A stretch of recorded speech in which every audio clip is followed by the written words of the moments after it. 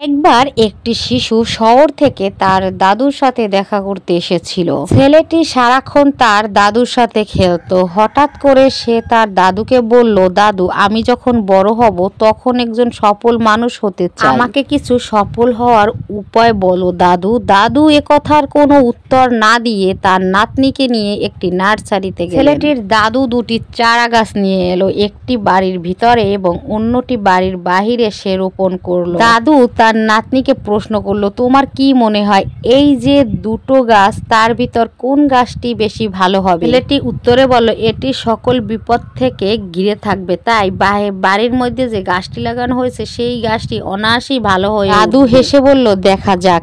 এরপর ছেলেটি তার বাবা মার সাথে শহরে চলে গেল। 4 বছর পর তার দাদুর সাথে দেখা করতে আবার গ্রামের বাড়ি। ছেলেটি তার দাদুকে বলল, গতবার আমি আপনাকে সফল হওয়ার কিছু উপায় বলতে বলেছিলাম, কিন্তু আপনি তো আমায় বলেননি। এবার আপনাকে আমার সেই সফল হওয়ার উপায়গুলো বলতে হবে। দাদু হেসে বলল, অবশ্যই, কিন্তু আমরা যে গাছগুলো লাগিয়েছে সেগুলোর বর্তমান অবস্থা কি সেটা আগে দেখা যাক। বাড়ির ভিতরের গাছটিও বড় হয়েছে, কিন্তু রাস্তার ধারের গাছটি ডালপালা ছেড়ে রাস্তার পাশের লোকজনকে ছায়া দিচ্ছে এবং বড় হয়েছে। আর দাদু জিজ্ঞেস করলো, কোন গাছটি বেড়ে উঠেছে? তখন ছেলেটি তার দাদুর মুখের দিক তাকিয়ে বলল, বাহিরের গাছটি বড় হয়েছে।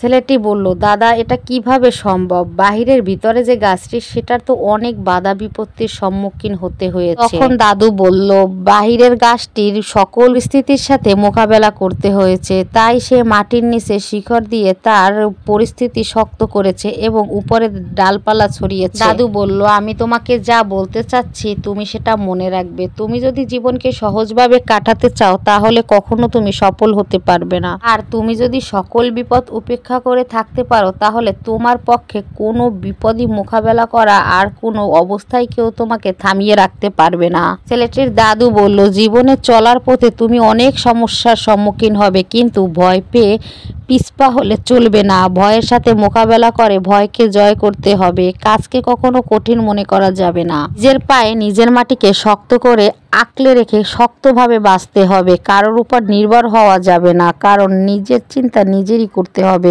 তুমি জীবনে সফল হতে পারবে। তো বাধা বিপত্তি আসুক, নিজেকে ভয় পেলে হবে না। বাধা বিপত্তির সাথে লড়াই করতে হবে। নিজের পায়ের নিচের মাটি শক্ত করে তারপরে যুদ্ধ করতে হবে, তাহলেই তুমি জীবনে সফল হবে। সবাই বলবে তোমার দ্বারা কিছুই হবে না, কিন্তু তোমার প্রতি যদি তোমার বিশ্বাস থাকে তাহলে তোমার দ্বারা অনেক কিছুই করা সম্ভব। নিজের প্রতি নিজের বিশ্বাস রাখতে হবে। এই কথাগুলো মেনে চললেই জীবনে সফল হওয়া সম্ভব।